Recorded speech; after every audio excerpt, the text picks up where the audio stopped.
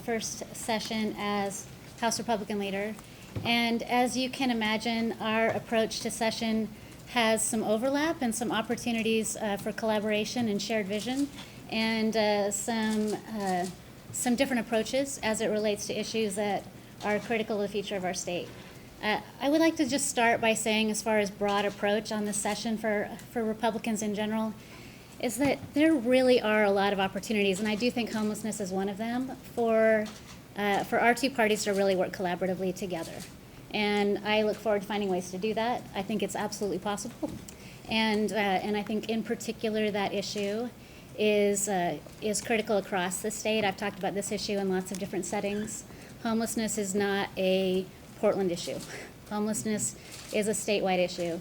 And it's really, really important that as we approach homelessness, that we allow the conversation to extend beyond simply housing first, though that is a critical first step. But we really have the opportunity to not just provide someone with a bed to sleep in at night, but we have the opportunity to address some of the mental health and behavioral health issues that might actually help turn their lives around and give them stability they might not have seen for some time. And there's opportunity there to work together on that issue, and I look forward to that. So that is one example of what I think to be a series of issues where there is opportunity for bipartisanship. So as we look at this short session, this 35-day sprint, I tend to talk with our caucus about how can we be sure that this session is responsive to all Oregonians, that no one is shut out of the process, and that for as much as possible, despite the tight timeframes, that we make sure that people's voices are included in these discussions.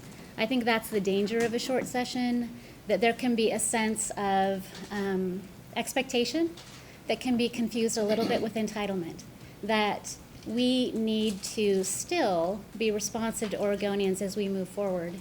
And that's why some of the things that we are focusing on this session are areas where there are budget matters, where we might have emergencies to address, and I definitely put homelessness in that category, and technical fixes. So some major legislation was passed last session that really does require some tweaking. I would put the corporate activities tax in that category in a big way. These guys might put it in that category in a smaller way. But I do think that there's room to work on that legislation. I think that's very, very important. The larger issues that really are transformational to our state's economy and have the potential to benefit special interests or corporate interests over everyday Oregonians are ones that we look forward to having those discussions and making our case as to how those issues really are not the best fit for a short session. So as far as priorities in our caucus, I'm excited to work on homelessness with our colleagues here.